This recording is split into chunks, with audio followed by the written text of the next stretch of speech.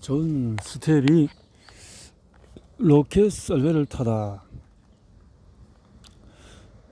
중력 가속도를 몸으로 보여준 과학자. 영웅적인 업적을 남겼음에도 자신의 전문 분야 밖에서 알려지지 않은 과학자들이 있다. 미국 공군 대령 존 스텝 박사가 그런 알려지지 않은 과학 중에 한 사람이다. 과학자. 그는 빠른 속도에서 또 빠른 감속이 일체에 미치는 영향을 연구했다. 그의 연구는 주로 캘리포니아 사막에서 로켓 열매를 직접 타면서 이루어졌다.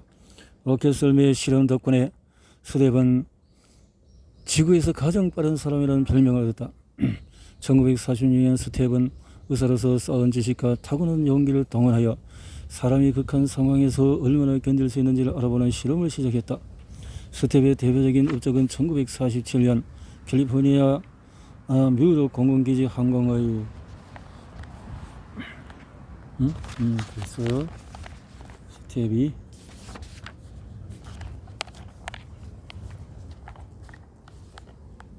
로켓 썰매를 시험하고 있는 존 스텝.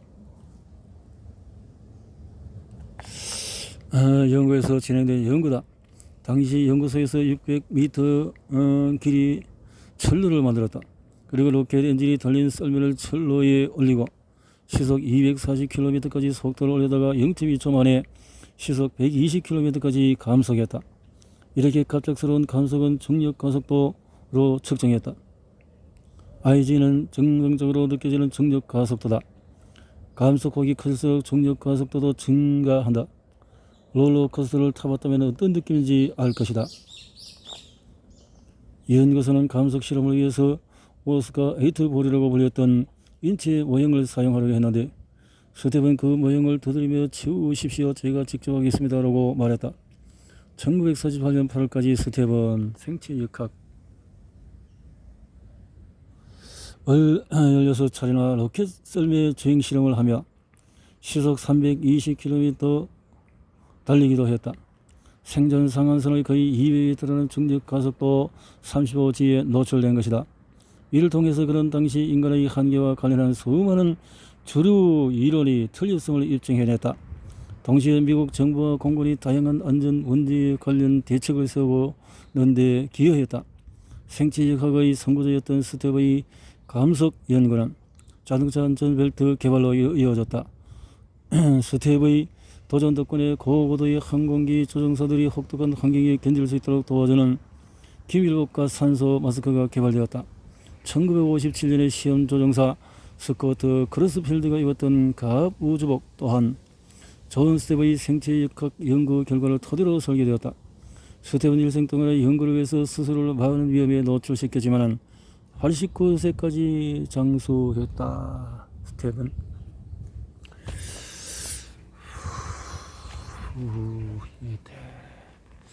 89세까지 장수를 했다. 알고 넘어가야 할 과학 지식은 스텝 박사는 생체역학을 전공했고 그 분야에서 경력을 쌓았다. 생체역학은 가장 기본적으로 기계적인 원리를 생명체에 적용하는 학문이다. 스포츠에서 예를 쉽게 찾을 수가 있다. 성능이 향상된 테니스 라켓, 공기 역학을 세밀하게 반영한 자전거 헬멧, 물의 저항을 줄이는 수영복 등이 지금도 끊임없이 개발된다. 프로야구팀에서 투수가 더 예리한 커브볼, 더 빠른 직구를 던질 수 있는 방법을 찾기 위해서 전문가를 고용하기도 한다.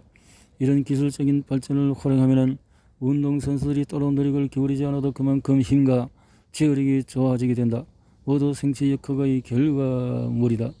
생체역학의 전문가는 특정 동작이 인체에 미치는 영향을 예측하기 위해서 뉴턴의 운동법칙과 그와 관련된 각종 힘을 고려해야 한다. 구심력, 위치에너지, 운동에너지, 딴딴딴.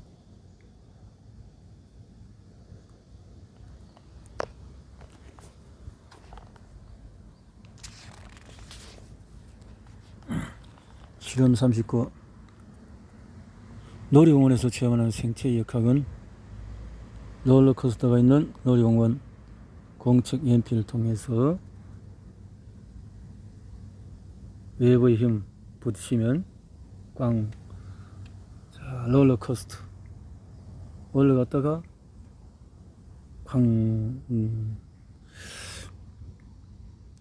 회전하는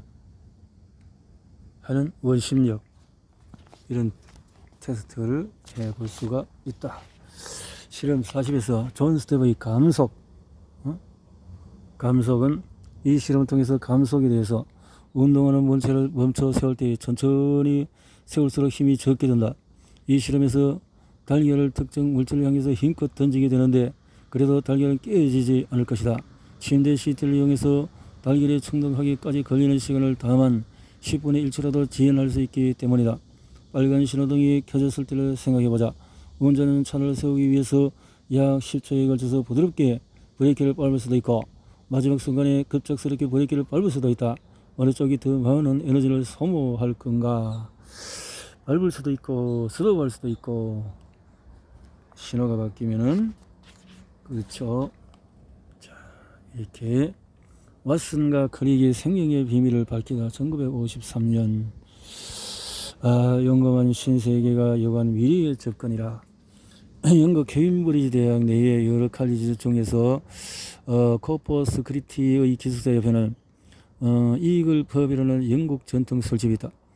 술집이긴 하지만 단골들이 주로 따뜻한 벽난로에 앉아서 조용히 차를 즐기는 곳이다. 그러니까 1953년에서 두 젊은이가 요란스럽게 문을 열어 젖히고 들어와서 우리가 생명의 비밀을 밝혔다라고 고함을 쳤을 때 모두들 얼마나 경악했겠는가. 더 젊은이는 프랜시스 크릭과 제임스 왓슨이었다. 당시 동물과 식물이 각각 알을 낳거나 씨앗으로 재생산한다는 사실은 알려져 있었지만 어떻게 눈이 푸른 부모가 마찬가지로 눈이 푸른 아이를 낳는지, 왜 어떤 가족은 다른 가족과도 체육 혹은 예술에 뛰어난 구성원이 많은지 등에 대해서는 아무도 이렇다 할 설명을 해놓지 못했다. 그런데 1953년도에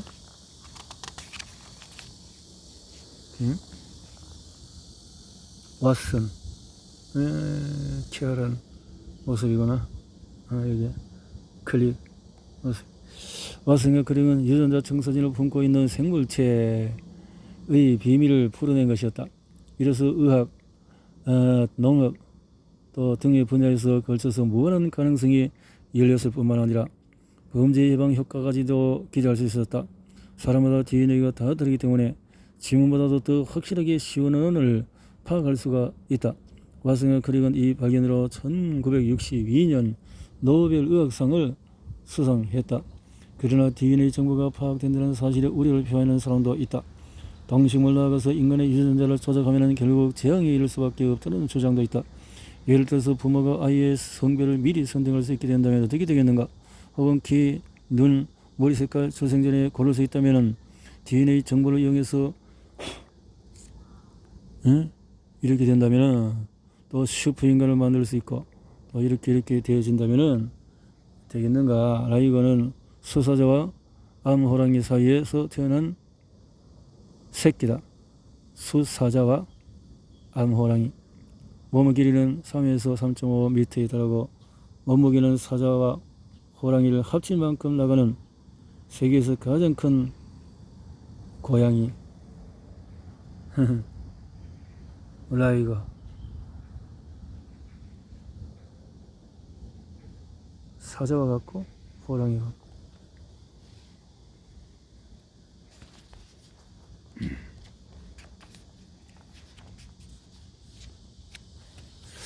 알고 넘어가야 할 과학 지식은 1950년에 이르러서 과학계는 모든 생물체 내의 모든 세포가 다 유전자라는 사실이 밝혀졌다. 유전자에는 후대에 전달될 각종 정보가 포함되어 있다. 여러 과학자들이 탐구를 거듭한 끝에 염색체들을 접착제로처럼 서로 연결해주는 디옥시리보핵산이라는 DNA, 디옥시리보핵산이라는 화학물질이 발견되었다. DNA는 왓슨과 클릭이 생명의 비밀을 찾아내기 전에 이미 발견된 바 있지만 아무도 염색체가 어떻게 유전 정보를 복사해 전달하는지를 밝혀내지 못했다. 케임브리지 대학 K 연구에서 근무하던 왓슨과 클릭은 DNA 형태에 초점을 맞췄다. 그들은 몇 가지 실마리에 출발했다. 첫 번째는 콜롬비아 대학 어윈 샤가프의 발견으로 DNA 복잡한 화학 구조에 계속 반복되는 수많은 패턴이 있다는 사실이었다. 두 번째는 런던 킹스 칼리지의 로즐린드 프랭클린이 촬영한 엑스레이 사진. 이 사진은 왓슨과 클릭이 연구 방향을 설정하는 데 큰 도움을 주었다. 이렇게 이중나선 구조임을 파악했다. 이렇게 DNA가 이중나선 구조로 해서 텔로미어의 모습, 이중나선 구조임을 파악했다는 사실 자체도 그들은 선거였지만 진정한 개간은 다음에 이루어졌다. 왓슨과 크릭은 DNA 가닥들이 세포 분열대의 압축이 풀려서 기존 가닥을 그대로 복사한 듯한 새로운 가닥이 형성된다는 사실을 알아냈다. 이 과정이 반복되면서 유전자 정보가 새로운 DNA에 전달되고 있었다. 이 DNA가 유전 정보를 정확하게 복사해내지 못할 때도 있었는데 그런 실수가 바로 돌연변이였다. 찰스 다윈은 돌연변이가 자연 선택의 핵심이라고 했다. 돌연변이는 좋은 현상이다. 과학자들이 세포에 따른 DNA를 추가해서 돌연변이를 만들어낼 수도 있다. 이런 유전공학은 라이거 등 이종겹의 동물의 등장을 가능하게 했고 농업과 의학 분야에서도 유용하게 적용이 되었다. 이제 식물의 유전자를 조작해서 결빙 온도에서 살아남을 수 있게 하거나 생장을 촉진할 수 있게 되었다. 이종겹의 작성.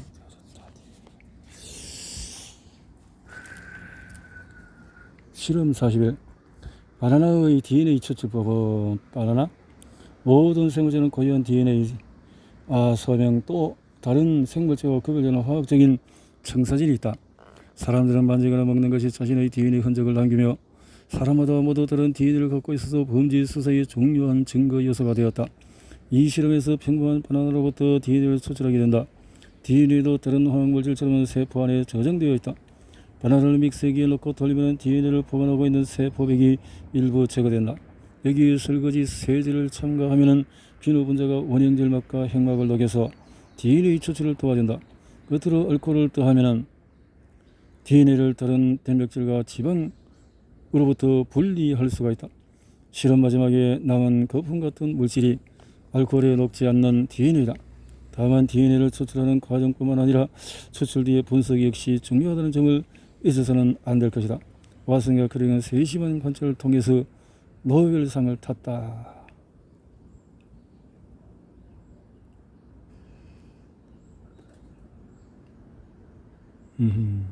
DNA 여러 개 분리할 수 있군요.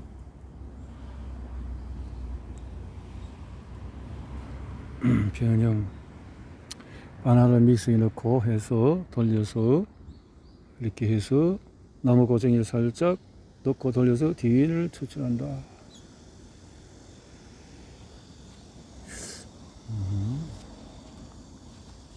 인간들아 항복하라.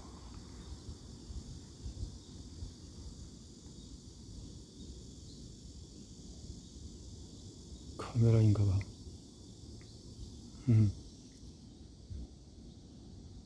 시어도 메이먼이 레이저를 개발하다. 1960년도 레이저를 개발했다. 공상과학 소설 속의 악몽이 현실로. 와, 악몽이 현실로 바뀌어.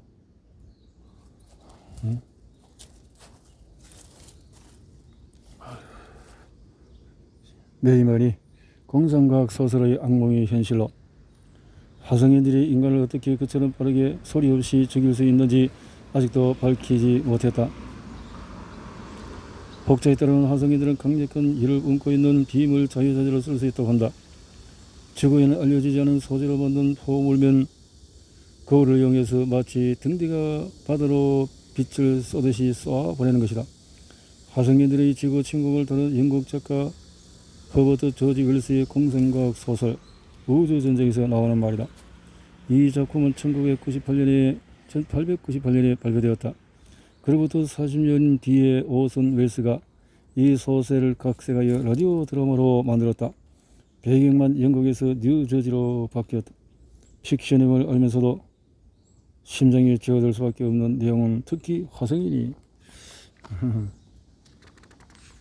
가성비 사람이 있을 것이라 생각하고,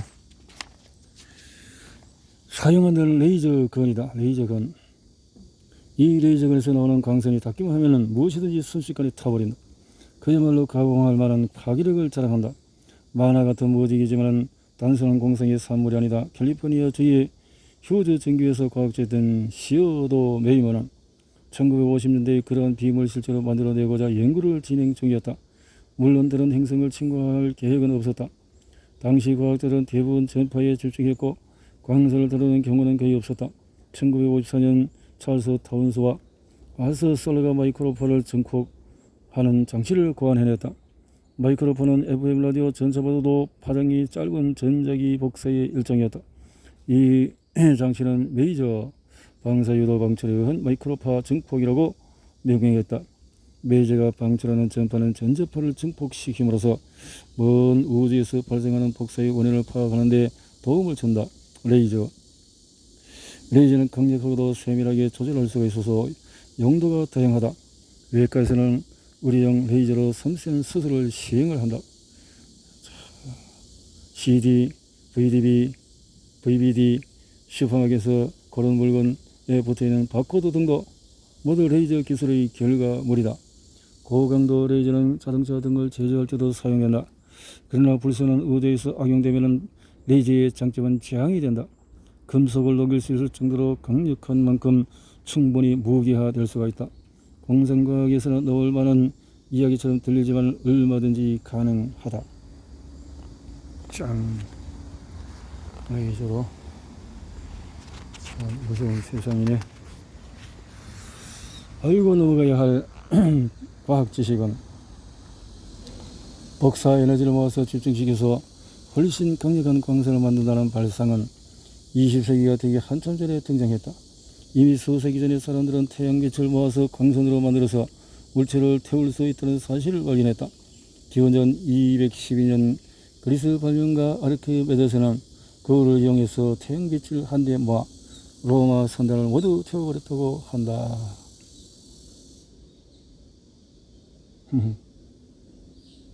강력한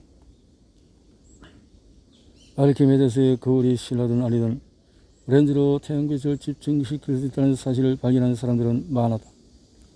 어린아이들도 돋보기를 종이에 대고 태양빛으로 태워서 구멍을 낼 줄 안다. 1917년 알베르트 아인슈타인이 발표한 논문이 레이저 개발의 시발점 역할을 했다. 이 논문에는 유도 방출의 첫 단계가 설명이 되어 있다. 레이저 빛이 짱 모아서 선전등이 이렇게 방출. 시어도 메이머는 루비로 만든 실린더에 백색광을 비춰서 유도 방출을 일으켰다. 빛의 푸른 파장과 녹색 파장이 흡수되고 적색 파장은 훨씬 강력해졌다. 증폭이 되었다. 방출이 계속되면서 수많은 광자가 실린더 안에 축적되어서 미친듯이 돌아다녔다. 메이머는 실린더 한쪽 끝에 완전 방사경을 설치해서 내부 광자를 비추고 부분 방사경을 반대쪽 끝에 설치했다. 그러자 집속된 광자가 가는 광선을 이루면서 흘러나왔다.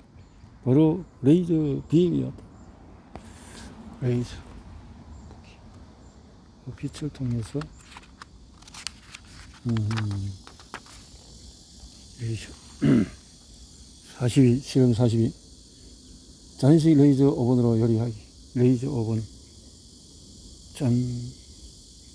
그래서 이 전자 오븐으로 알루미늄 해서 오븐에다가 전자레인지 같이 할 수 있다는 거죠. 선전등 레이저 빔은 레이저 선전등으로 이렇게 선전등이 뒤로 갈수록 빛이 자 이것을 집약해 버린다면 어떻게 했는가 그 말이죠.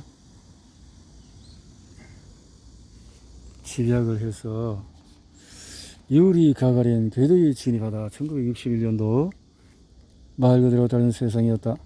1945년 2차 세계대전 정전 직후에 또 하나의 전쟁이 시작이 되었다. 미국과 소련을 중심으로 한 냉전이었다. 냉전은 실제 청성이 울리는 전쟁이 아니라 서로 더 잔혹한 무기를 더 많이 비축하려는 군비 경쟁이었다. 아무리 실제 전쟁은 아니었다고 하나 전 세계인들은 공포에 떨면서 살았던 것이 사실이다. 혹시 총소화되기를 좋아하는 미국인이 조종사가 소련 비행기를 격추시키려고 하면 어떻게 될까? 아니면 미국 잠수함이 소련 해역에서 발견되었다면 소련군이 발표를 하면 등등. 유리 가가리 궤도에 침입하다.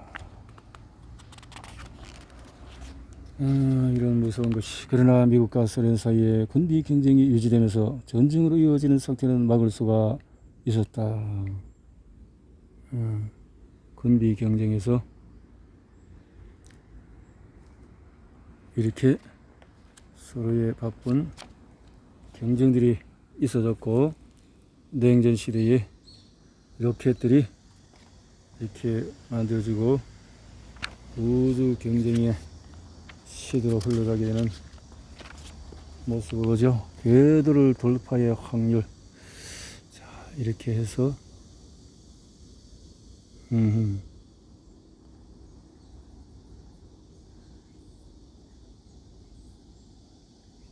돌려서 빙빙 돌면은 안 되겠지.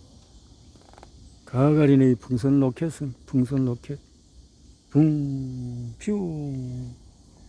풍선이 이렇게 나간다는 거지.